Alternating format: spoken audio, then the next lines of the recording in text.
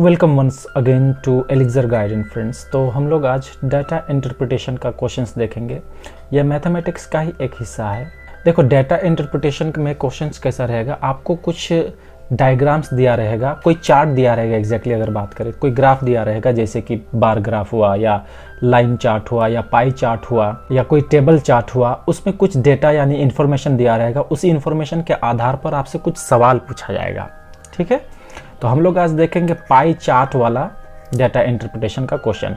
और दोस्तों, ये जो क्वेश्चन पूछता है, ये क्वेश्चन सिर्फ एक सवाल इस पर नहीं रहता है, बल्कि 3, 4 से लेकर 5 सवाल तक इस डेटा के ऊपर में ही बेस्ड रहता है। और जो एसएससी जीडी कांस्टेबल का एग्जाम होने वाला है, उसमें आपको ये क्वेश्चंस मैथमेटिक्स पार्ट में जरूर देखने को मिलेंगे। और लगभग प्रत्येक सेट में 3 से 4 क्वेश्चंस पूछा जाएगा।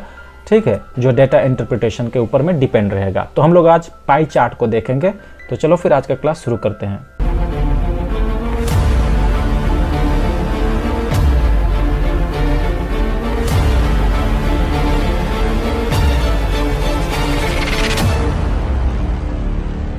ये देखो, क्वेश्चन नंबर 1 क्या कह रहा है, निम्नलिखित पाई चार्ट का अध्ययन करें और प्रश्नों का उत्तर दें। Study the following pie chart and answer the following questions. ये पाई चार्ट है। पाई चार्ट कहने का मतलब कोई भी एक सर्कल मिलेगा आपको, जिसको हम लोग हिंदी में वृत्त कहते हैं। उस सर्कल के ऊपर में कुछ इन्फॉर्मेशन दिया रहेगा। जैसे कि ये एक सर्कल दिख रहा है ना आपको, यहाँ पर कुछ परसेंटेज है, डिवीजन किया हुआ है। जैसे 15% ब्लू वाला, रेड कलर में 25%, ग्रीन कलर में 10% और बैगनी कलर में आपको दिख रहा है 20%। इस तरह का एक दिया गया है। और इधर में कुछ इन्फॉर्मेशन और दिया गया है, देख रहे हो। तो आप इन्फॉर्मेशन को समझो, ध्यान से पढ़ो। उसके बाद में यहाँ ओरिजिनल क्वेश्चन से जो सवाल पूछा गया है। तो देखो, इन्फॉर्मेशन क्या है, 5 अलग अलग गांवों में बच्चों की संख्या का प्रतिशत, यानी कि ये जो प्रतिशत दिया गया है ना, ये प्रतिशत 5 अलग अलग गांवों के बच्चों की संख्या का प्रतिशत है। और वो 5 अलग अलग गांव का नाम क्या है, जैसे ये ब्लू वाला गांव यानी कि जो 15% दिखा रहा है, उसका गांव का नाम है ए। उसके बाद रेड वाला का बी है, एंड सो ऑन, इसी तरह से है बाकी। और एक इन्फॉर्मेशन यहाँ पर क्या है, यहाँ पर देखो, कुल छात्रों की संख्या यानी टोटल नंबर ऑफ स्टूडेंट्स। यहाँ पर टोटल नंबर ऑफ स्टूडेंट्स है, यानी कि सभी गांवों का मिलाकर बात किया जा रहा है। कितना है, 2000। ठीक है, अब ये 2 इन्फॉर्मेशन हम लोग को मिला है। क्या मिला है, प्रतिशत दिया है 5 गांवों का, अलग अलग गांवों का। उसके बाद में टोटल जितना 5 गांव है, उसमें टोटल नंबर ऑफ स्टूडेंट्स कितने हैं, उसका संख्या भी दे दिया है। अब प्रश्न यहाँ पर शुरू होता है। देखो, गांव ए से गांव सी के कुल बच्चों की संख्या का अनुपात क्या है। पाई चार्ट बोलो या कोई भी डाटा इंटरप्रिटेशन का क्वेश्चन बहुत आसान रहता है। स्पेशली एसएससी जीडी कांस्टेबल का एग्जाम में तो एकदम बेसिक लेवल का क्वेश्चन पूछता है, इसलिए इसको छोड़ के नहीं आना है दोस्तों।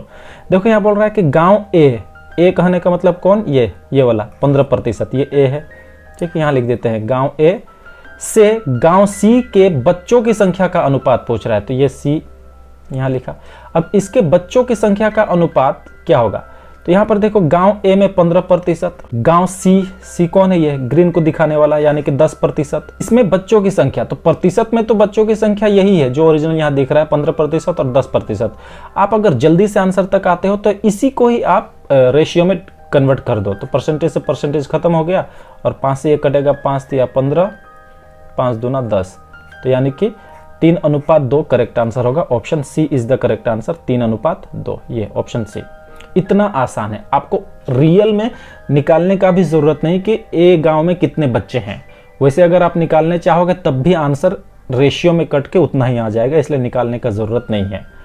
ये देखो क्वेश्चन नंबर 2, और क्वेश्चन नंबर 2 में भी वही इंफॉर्मेशन है जो पहले वाला पाई चार्ट में था। मैंने बोला ना, एक ही चार्ट से आपको 2 या 3 सवाल एक ही चार्ट के ऊपर पूछेगा। तो देखो, डायरेक्ट हम लोग इस बार क्वेश्चन पर आते हैं, क्योंकि इंफॉर्मेशन तो तभी समझ गए हैं। बोल रहा है कि गांव बी और ई के बच्चों की कुल संख्या कितनी है, यानी कि बी और ई में जितने बच्चे हैं उन दोनों को जोड़ के बताना है। तो बी कौन है, देखो रेड वाला बी दिखा रहा है, ये है बी, तो बी का बी प्लस ई, ये दोनों गांव के बच्चों को पहले आप जोड़ दो। तो बी में कितना है, 25% में है ये दोनों अभी। और ई किसको दर्शा रहा है, ये वाला ई है, 30%। तो ये 30% है, तो कितना हो गया, 25 और 30, 55%। 55% टोटल बच्चे, तो बी और ई में बच्चों की संख्या कितना है? प्रतिशत का अगर बात करें तो 55% है, लेकिन हमको संख्या देखो प्रतिशत में नहीं पूछ रहा है, संख्या में पूछ रहा है, जो हमारा संख्या है नंबर बच्चों का। तो संख्या में कैसे निकालोगे? देखो टोटल ब्रीथ में कितना प्रतिशत है, अगर टोटल कोई भी चीज टोटल में 100% होता है, लेकिन संख्या में कितना है? देखो 2000, टोटल संख्या छात्रों का कितना है? 2000, यानी कि 100% का मतलब हुआ 2000। तो 1% का मतलब कितना होगा? 2000/100। इसीलिए 55% का मतलब कितना होगा? 2000/100 गुने 55। बस इसी को आप छोटा कर दो, आंसर आ जाएगा। दोनों जीरो यहाँ से कट गया, 55 से आपको 20 को गुना कर देना है, तो ये बन जाएगा 1100। तो करेक्ट आंसर होगा 1100। ठीक है, option A is the correct answer. Clear? ये देखो क्वेश्चन नंबर 3 वही पाई चार्ट पर ही आधारित है, 3 सवाल। और ये देखो किस एग्जाम में आया था, यहाँ पर देखो एसएससी कांस्टेबल जीडी 6/3/2019 यानी कि 6 मार्च 2019 का सेकंड शिफ्ट का क्वेश्चन। देख लीजिए किस लेवल का आया है ना, बिल्कुल बेसिक लेवल है। अब यहाँ पर देखो इसमें सवाल क्या पूछ रहा है, यदि गांव डी से 70% बच्चे स्कूल जाते हैं तो गांव डी से स्कूल जाने वाले बच्चों की संख्या कितनी है? अब देखो गांव डी में बच्चों की संख्या कितनी, पहले ये पता लगाओ। तो ये रहा गांव डी, 20%। 20% बच्चे हैं, स्कूल जाने वाले छात्र नहीं, टोटल बच्चे हैं, जिसमें स्कूल जाने वाले छात्र भी है और स्कूल नहीं जाने वाले भी बच्चे हैं वहां पर। ठीक है, तो पहले 20% मतलब कितना बच्चे, ये तो पता लगाना होगा। तो 2000 मतलब कितना होता है, हम लोग अभी पता किया कि 100% का मतलब ही तो होता है 2000, अभी हम लोग जाने थे, तो इसीलिए डायरेक्ट मैं कर दे रहा हूं अभी। तो 20% मतलब कितना होगा, ये हम लोग को पता लगाना है। तो 200 डिवाइडेड बाय 100 इंटू 20, तो इस डबल जीरो से यहाँ कट गया, ये हो जाएगा 400। यानी कि टोटल बच्चे कितने हैं डी गांव में? 400 बच्चे हैं। इस 400 बच्चे में कुछ बच्चे स्कूल जाने वाले हैं और कुछ बच्चे नहीं जाने वाले हैं। तो स्कूल जाने वाले कितने हैं? 70%। बस 400 का आप 70 निकाल लो, इससे आप स्कूल जाने वाले बच्चों की संख्या पता कर लेंगे। तो इसका हम लोग 70% निकाल रहे हैं। ये दोनों जीरो खत्म हो गया, 4 सत्ते 28 और जीरो यानी कि 280 इसका करेक्ट आंसर होगा, ऑप्शन सी। देख रहे हो कितना आसान पूछा है। अब देखो नेक्स्ट अलग क्वेश्चन है थोड़ा, ये भी पाई चार्ट के ऊपर ही है लेकिन थोड़ा अलग है। देखो डिग्री से खेला गया है यहाँ पर आपको एक थोड़ा सा कंसेप्ट जानना होगा, मैं उस कंसेप्ट को बता दे रहा हूँ। पहले सवाल एक बार पढ़ लेते हैं। देखो 4 क्वेश्चन, 4 से लेकर 7 तक, इतना 4 क्वेश्चंस इस पाई चार्ट पर डिपेंड है और ये सीजीएल में आया हुआ क्वेश्चन टियर 1 में। देखो इन्फॉर्मेशन क्या है, the pie chart given below shows the marks obtained by a student in an examination. ये जो पाई चार्ट दिया है इसमें जो मार्क्स दिखा रहा है वो किसी स्टूडेंट द्वारा पाया हुआ कोई एग्जाम में मार्क्स दिखा रहा है, लेकिन वो मार्क्स भी एग्जैक्ट नंबर में नहीं दिखा रहा है बल्कि डिग्री में दिखा रहा है और वो सब्जेक्ट वाइज दिखा रहा है।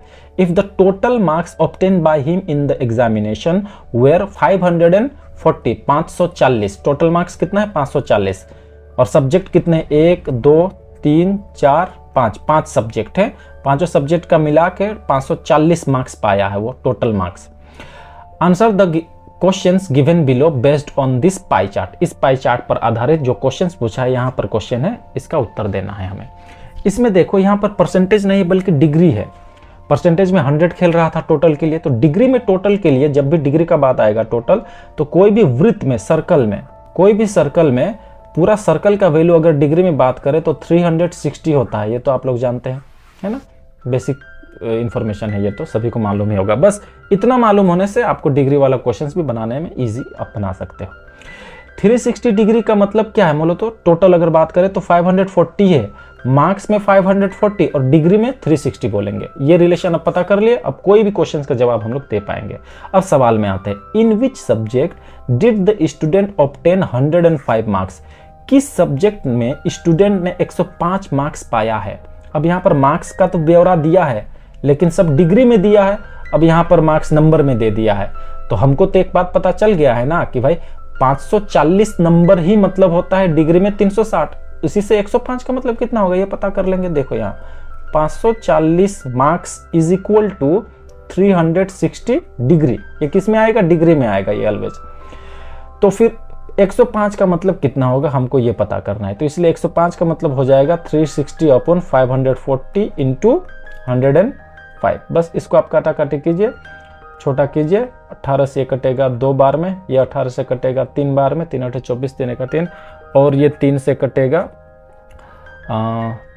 35 बार में, 3 3 9, 3 5 15, हाँ तो 35 दूना हो जाएगा आपका 70 डिग्री में आएगा, क्योंकि हम डिग्री निकाल रहे हैं, यानी कि 70 डिग्री। 105 मार्क्स किस में पाया है, जिसमें 70 डिग्री पाया है। तो 70 डिग्री कहाँ पर है, ये रहा हिंदी में, यानी कि 105 नंबर किस में आया, हिंदी में आया है। तो करेक्ट आंसर इसका होगा ऑप्शन 4 हिंदी। क्लियर, इस तरह से डिग्री वाला को भी सॉल्व किया जाता है। अब मैं इतना ज़्यादा एक्सप्लेन नहीं करूंगा, क्योंकि अब डिग्री समझाना था, इसलिए पहला क्वेश्चन में किया। ये देखो अगला क्वेश्चन, सवाल पर आते हैं direct. What is the central angle corresponding of science. देखो साइंस का ना डिग्री का वैल्यू दिया ही नहीं है, हमको निकालना है डिग्री का वैल्यू। बड़ा इजी क्वेश्चन है। टोटल कितना है डिग्री, मैंने बताया 360। तो भाई 360 में अगर हम लोग बाकी डिग्री को घटा देंगे तो सिर्फ साइंस का बच जाएगा, बाकी मतलब सोशल साइंस का, मैथ का, इंग्लिश का, हिंदी का अगर घटा देंगे जोड़कर तो साइंस बच जाएगा। तो 360 डिग्री टोटल है। अब इन लोगों को टोटल करते हैं। सोशल साइंस में 65 पाया है, तो 65 प्लस 90 कितना हो गया, 155। 155 और 55 हो गया आपका 210। 210 और 70 हो गया 280। ये हो गया, इसमें साइंस इंक्लूड नहीं है 280 में, यानी कि 360 में अगर 280 घटाएंगे तो बच जाएगा 80 डिग्री। और ये 80 डिग्री किसका हो जाएगा, यही तो होगा साइंस का, क्योंकि इसमें साइंस इंक्लूड नहीं था, विज्ञान का। तो करेक्ट आंसर होगा ऑप्शन 2 80 डिग्री। साइंस के लिए कितना डिग्री है, सेंट्रल एंगल 80 डिग्री है। करेक्ट। ये देखो question number 6। How many more marks were obtained by the student in maths than those in Hindi.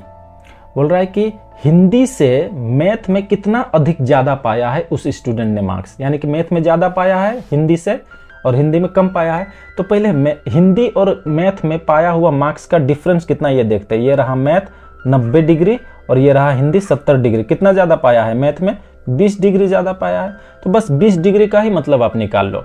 तो 360 डिग्री का मतलब क्या बताया था मैंने, 540। तो 20 डिग्री का मतलब कितना होगा, 540 बटे 360 गुना 20 डिग्री। ये बस डिग्री में अभी वैल्यू निकल जाएगा इसका। तो ये इससे कट जाएगा, 3 बार ये होगा 18 से 0 0 खत्म होके, और ये 2 बार होगा, 2 से ये कटेगा तो 10 बार हो जाएगा, यानी कि 10 दिया 30 मार्क्स।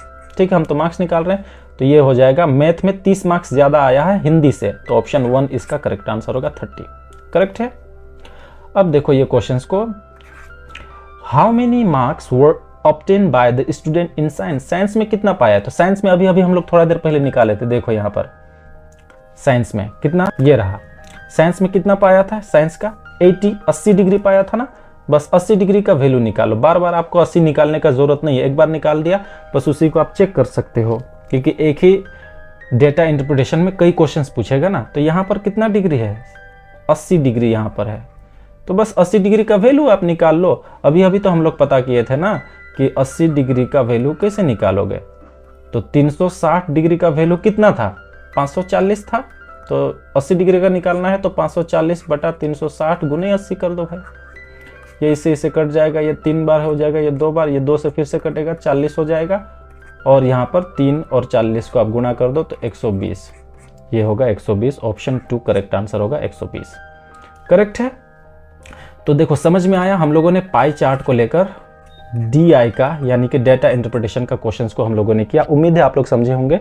SSC GD का जो एग्जाम बस शुरू ही होने वाला है, इसमें डेटा इंटरप्रिटेशन से लगभग 3 से 4 क्वेश्चन हर सेट में पिछले साल तो पूछा है, 2019 में हम लोग क्वेश्चंस भी देखा और बहुत ही इजी लेवल का पूछा है। तो छोड़ के नहीं आना है, उसको जरूर बनाना है। ठीक है, तो टेक केयर ऑफ योरसेल्फ। टाटा बाय बाय।